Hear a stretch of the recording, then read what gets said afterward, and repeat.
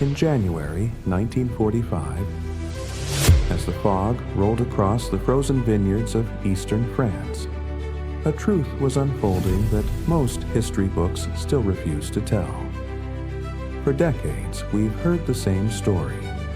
German Tigers were invincible, and American Shermans were death traps. But what happened that winter morning shattered that belief forever. This wasn't just a clash of steel. It was a clash of doctrines, of logistics, of two nations fighting two completely different kinds of war.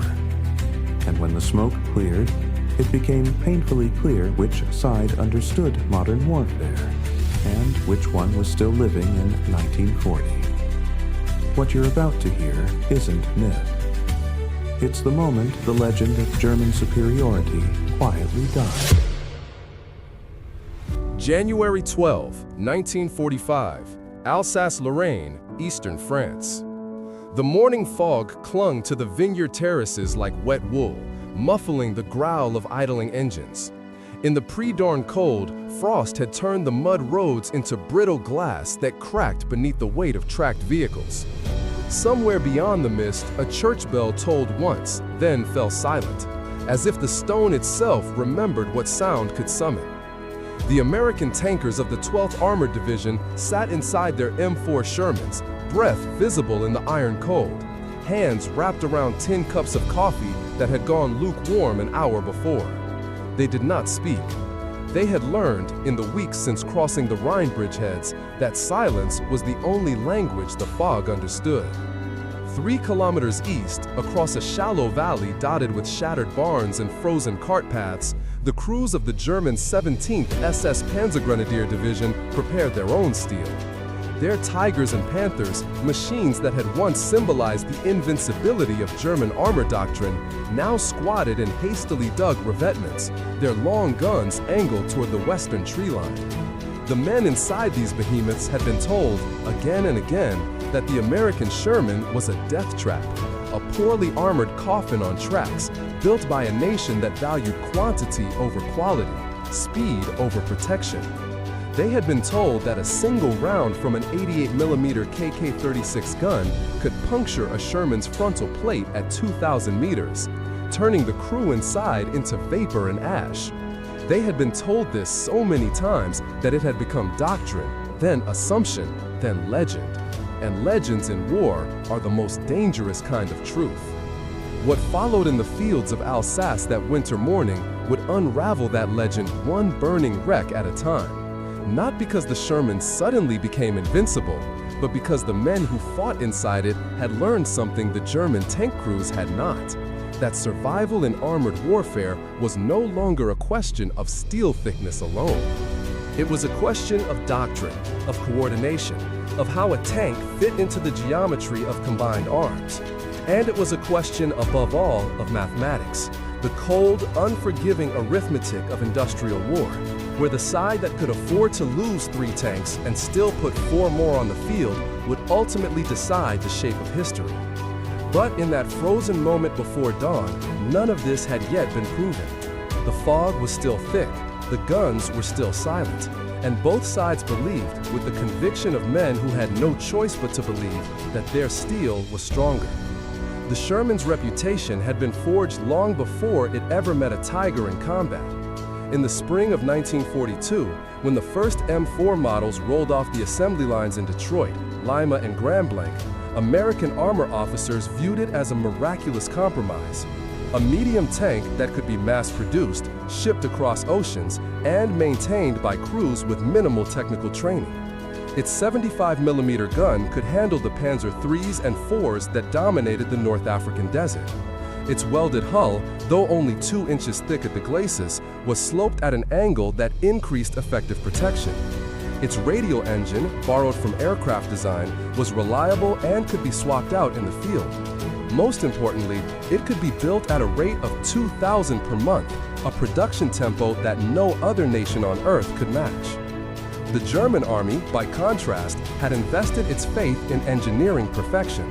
The Panther, introduced in 1943 after the shock of encountering Soviet T-34s at Kursk, carried frontal armor up to 80mm thick and mounted a high-velocity 75mm gun, capable of penetrating nearly any Allied tank at range. The Tiger I, already legendary by 1944, boasted 100mm of frontal protection and the fearsome 88mm gun that could kill at distances where return fire was impossible. These machines were technological marvels, each one a masterpiece of metallurgy and optics, but they were also expensive, mechanically fragile, and slow to produce. By the time the Allies landed in Normandy, Germany was building fewer than 300 Panthers per month, and Tiger production rarely exceeded 50. This disparity bred a dangerous arrogance. German tank crews, veterans of the Eastern Front and the Western Desert, had come to view the Sherman with contempt. They called it the Tommy Cooker in North Africa, the Ronson in Normandy, a reference to the American cigarette lighter that advertised itself as lighting every time. The name was not without basis. Early Shermans, particularly those equipped with gasoline engines and stored ammunition racks near the turret ring, had a catastrophic tendency to ignite when penetrated.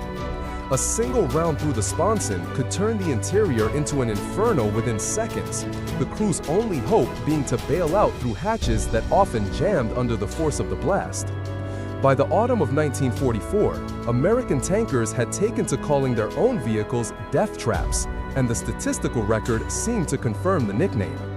In the Bocage fighting of Normandy, Sherman losses averaged 4-1 against Panthers, and the ratio was even worse against Tigers. But statistics, like legends, are often incomplete. What the numbers did not capture was the operational context in which these losses occurred. The fact that Shermans were being used as breakthrough vehicles in terrain that favored ambush, or that German tanks, operating defensively with superior optics and gun range, could choose when and where to engage. What the numbers did not show was that for every Sherman lost, 2 more arrived on transport ships the following week, while German armor, bleeding irreplaceable crews and spare parts, struggled to maintain even half its nominal strength. And what the numbers certainly did not reflect was the quiet evolution taking place inside American armor doctrine, a shift that would turn the Sherman from a symbol of industrial brute force into something far more dangerous, a platform for combined arms dominance. The transformation began not with the tank itself, but with the men who crewed it. By the winter of 1945, the American armored divisions fighting in Alsace and the Ardennes were no longer the green, undertrained units that had stumbled through Normandy's hedgerows. They had learned, through blood and burning metal, that a Sherman could not slug it out with a Panther at range, but it did not have to. They had learned to fight in pairs and trios, using speed and maneuverability to flank German positions while infantry suppressed anti-tank guns. They had learned to call in artillery and air support with a precision that turned every engagement into a coordinated storm of fire. And they had learned, most crucially, that the best way to kill a tiger was not to meet it head-on, but to force it into a position where it had no room to maneuver, no cover to hide behind, and no escape from the rolling barrage that would dismantle its tracks and optics long before a single tank round was fired. The Germans, by contrast, had learned nothing. Or rather, they had learned only how to fight the war they had already won, the War of 1940, when Blitzkrieg doctrine and superior armor had shattered Allied defenses in weeks. They still believed that a single Tiger, properly positioned, could hold a crossroads against an entire American battalion. They still believed that crew skill and gun superiority could compensate for the hemorrhaging logistics that left half their tanks immobilized for lack of fuel. And they still believed, with a fervor that bordered on the theological, that the Sherman's thin armor made it fundamentally inferior, a machine unworthy of the battlefield. On the morning of January 12th, in the mist-covered fields east of Sélestat, that belief would be tested by something more unyielding than steel, the reality of modern war, where survival was measured not in millimeters of plate, but in the density of radios, the accuracy of maps, and the willingness to accept that victory belonged not to the tank with the thickest armor, but to the army that could replace its losses faster than the enemy could count them. The engagement began at 0647. when a forward observer from the 12th Armored's Reconnaissance Battalion radioed contact with enemy armor moving south along Route Départementale 83. The report was terse, almost clinical. 3 heavies, probable Panthers, grid coordinates 48.2 by 7.4, moving at walking speed. Within minutes, the information had filtered up to divisional command, then back down to the tank platoons idling near the tree line.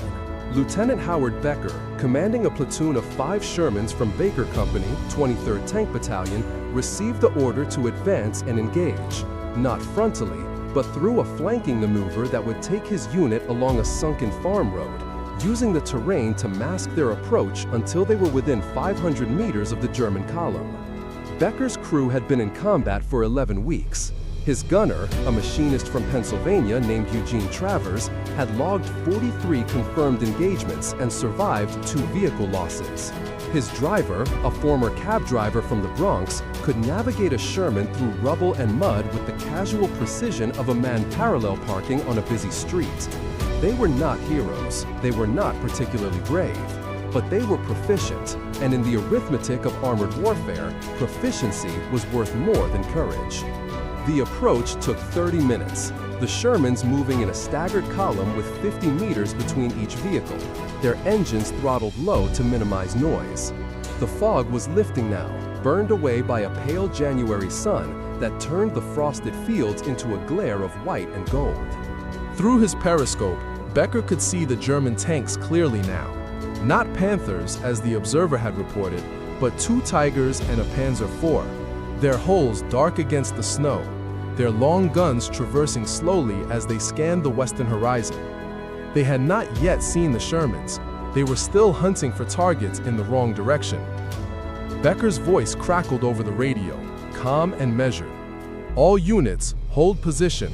Wait for my mark." The German crews, meanwhile, were confident. They had survived the Soviet offensives in the east, the grinding attrition of the Falaise pocket, the chaos of the Ardennes counteroffensive.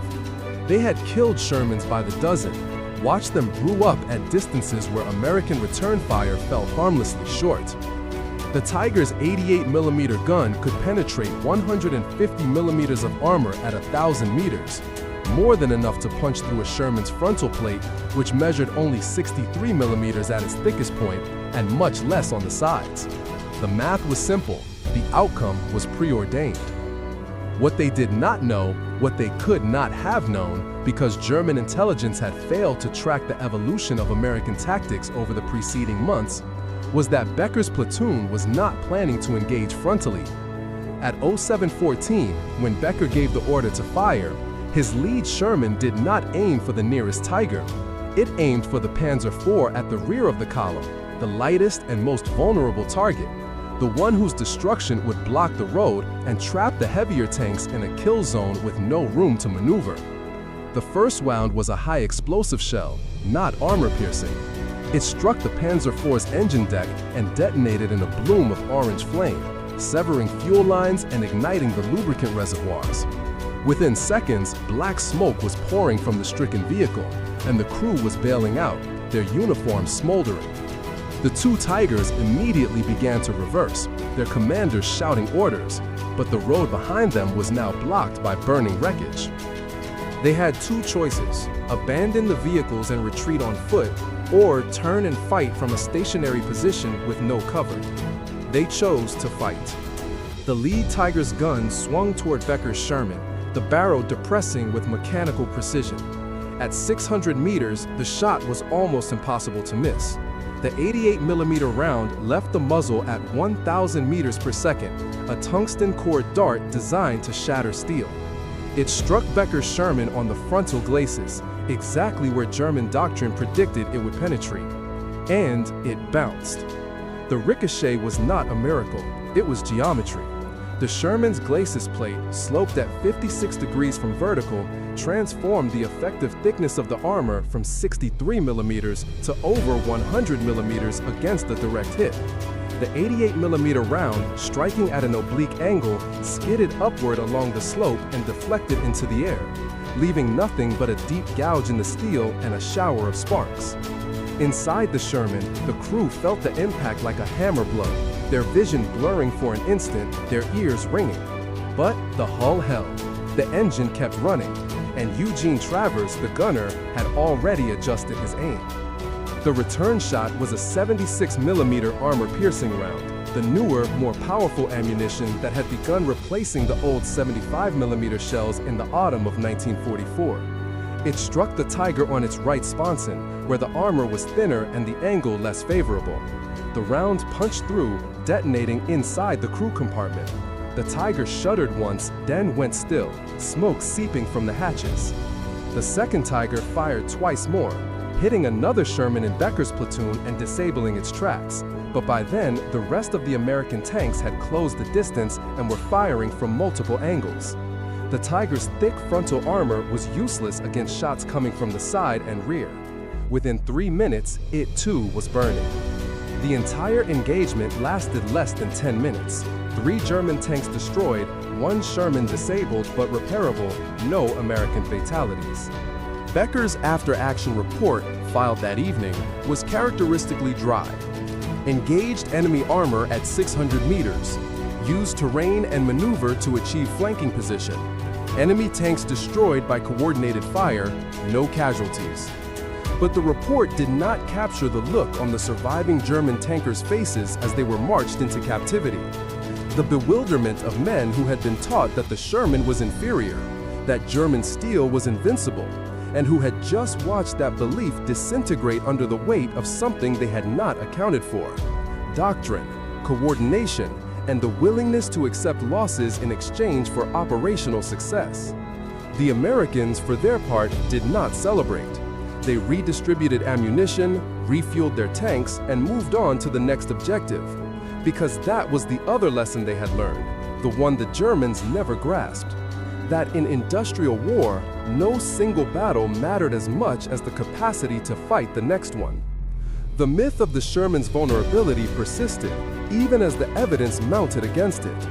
In the Ardennes, during the desperate fighting around Bastogne in December 1944, American tank destroyers and Shermans equipped with 76mm guns knocked out over 400 German armored vehicles, including dozens of Tigers and Panthers.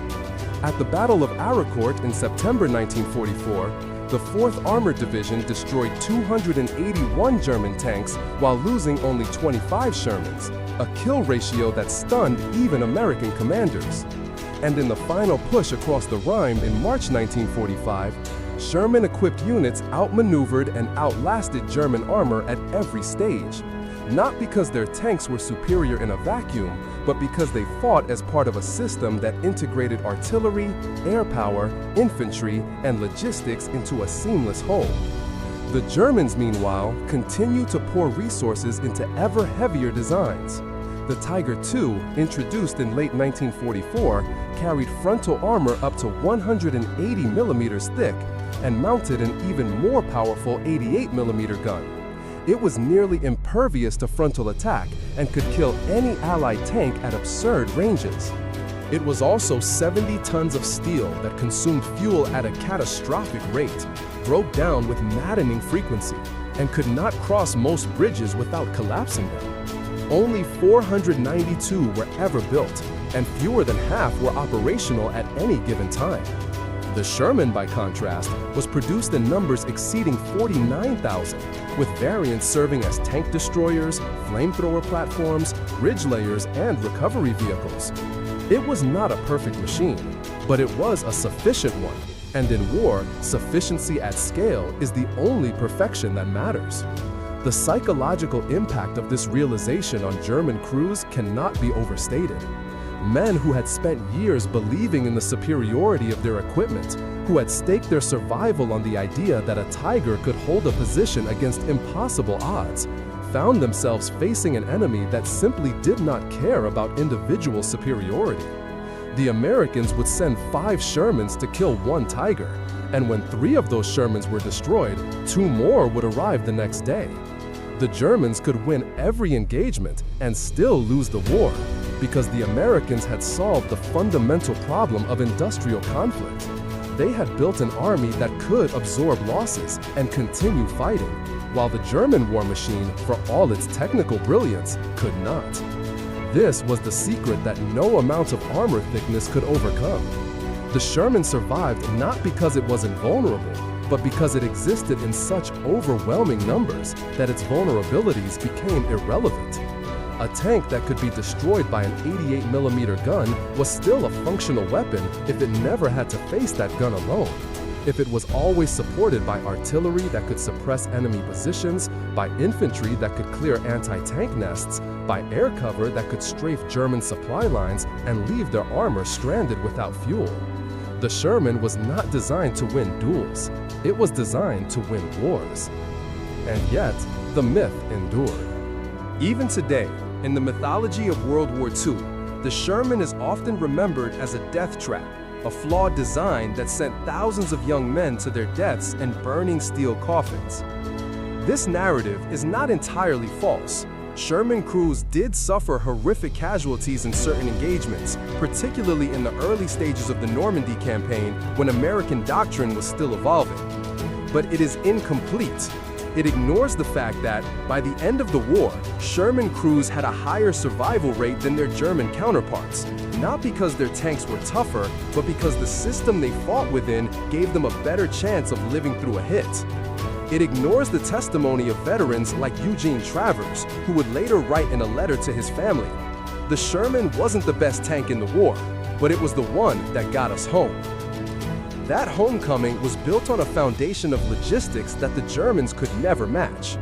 Every Sherman lost in combat was replaced, often within days, by a new tank shipped from American factories that operated 24 hours a day, 7 days a week, staffed by workers who were never bombed, never starved, never forced to relocate production underground to escape Allied air raids. Every crewman killed was replaced by a trained replacement who had learned from the mistakes of his predecessors, who carried with him the accumulated knowledge of hundreds of engagements, distilled into doctrine and disseminated through training manuals that were updated monthly. The German army, by contrast, was bleeding experienced crews faster than it could train new ones, and the training it did provide was increasingly abbreviated, rushed, desperate. By 1945, German tank crews were being sent into combat with as little as 6 weeks of instruction, barely enough time to learn how to operate the vehicle, much less how to fight it effectively. This disparity extended to every level of armored warfare. American tank units were supported by dedicated recovery vehicles that could tow damaged Shermans off the battlefield and return them to service within hours. German tanks, when disabled, were often abandoned because the Wehrmacht lacked the fuel and spare parts to recover them. American crews communicated via radio networks that linked every tank, every infantry squad, every artillery battery into a single responsive organism. German units, by the final year of the war, were often reduced to using couriers and signal flags, their radios destroyed or out of fuel for the generators that powered them. And American tankers ate hot meals, slept in relative safety behind secure supply lines, and received regular mail from home. Small comforts that meant the difference between a crew that could fight for months and one that broke after weeks of continuous combat. The Germans called this American logistical superiority Materialschlacht, material battle, the grinding dominance of industrial output over tactical skill. They used the term with bitterness, as if there was something dishonorable about winning through production rather than prowess. But there was no dishonor in it, only the recognition of a fundamental truth that the German High Command had refused to accept. That modern war was no longer decided by the quality of individual weapons, but by the capacity of entire nations to sustain violence over time. The Sherman was the embodiment of that truth, a tank that was good enough, built in quantities large enough, supported by a system robust enough to ensure that no single defeat could ever be decisive.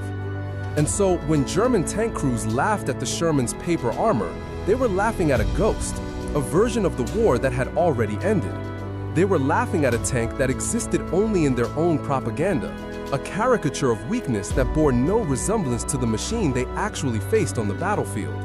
A machine that could take an 88mm hit and keep moving, that could coordinate with infantry and artillery to turn every engagement into a trap, that could be destroyed and replaced faster than the Germans could count the wreckage. They were laughing, in other words, at their own defeat, though they did not yet know it. By the time they stopped laughing, the war was already over.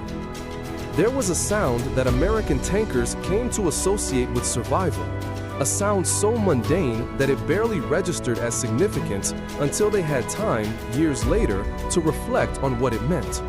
It was the sound of a can opener biting into the lid of a sea ration tin, the metal peeling back to reveal beans or hash or fruit cocktail in heavy syrup.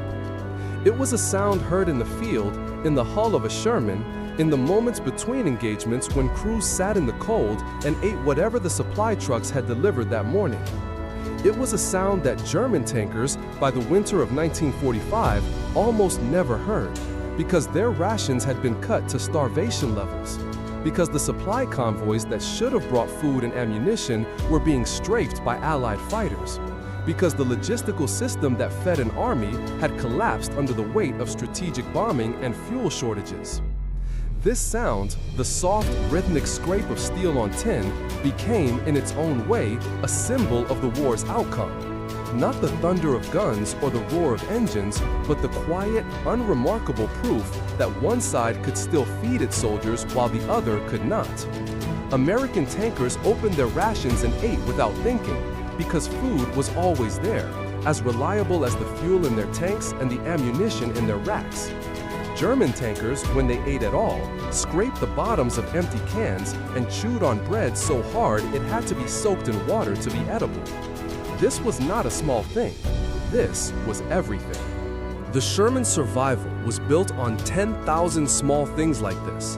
On the can of beans that arrived on schedule, on the spare track link that was always in stock, on the radio battery that never ran out, on the air cover that appeared whenever it was called. The Germans had built better tanks, but they had not built the infrastructure to keep those tanks running. They had trained better crews, but they had not fed them. They had designed armor that could withstand any direct hit, but they had not secured the fuel to move it.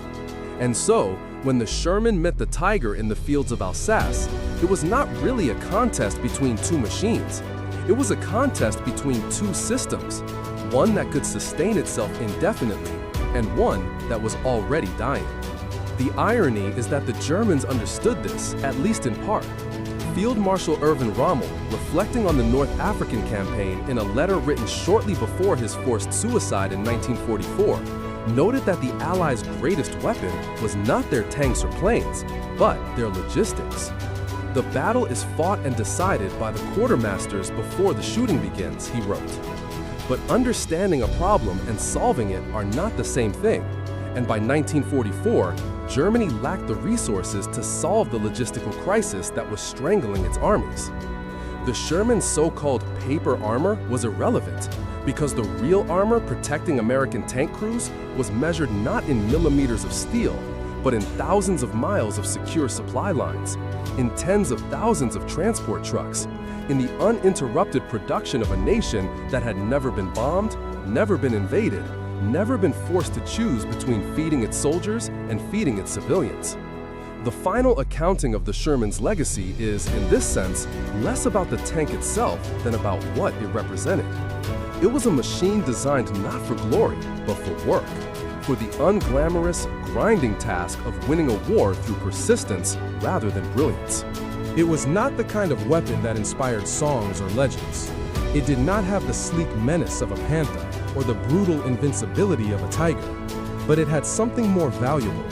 It existed in sufficient numbers, at the right time, in the right places, crewed by men who had learned how to use it as part of a larger system that no single tank, no matter how well armored, could ever defeat. And when the war ended, when the last Tiger had been abandoned for lack of fuel, and the last Panther had broken down on a roadside in Bavaria, it was the Sherman that rolled into Berlin, into Vienna, into the ruins of the Reichstag. Not because it was invincible, but because it was still there, still moving, still functional, still crewed by men who had survived not through miracles, but through the patient, unglamorous work of logistics, doctrine, and industrial power. The German tank crews who had laughed at the Sherman's armor did not laugh in the end. Most of them were dead or captured, or walking home through the rubble of a country that no longer existed. And the Shermans they had mocked rolled past them, carrying the soldiers of an army that had learned the hardest lesson of modern war, that survival is not a question of being the strongest, but of being strong enough for long enough until the other side has nothing left to fight with. That lesson, written in the wreckage of tigers and panthers and the oil-stained snow of 100 forgotten battlefields, is the Sherman's true legacy. Not a tank that could not be killed, but a tank that did not need to be unkillable. Not a machine that won through superiority, but one that won through sufficiency. And in the calculus of industrial war, sufficiency is the only kind of strength that endures.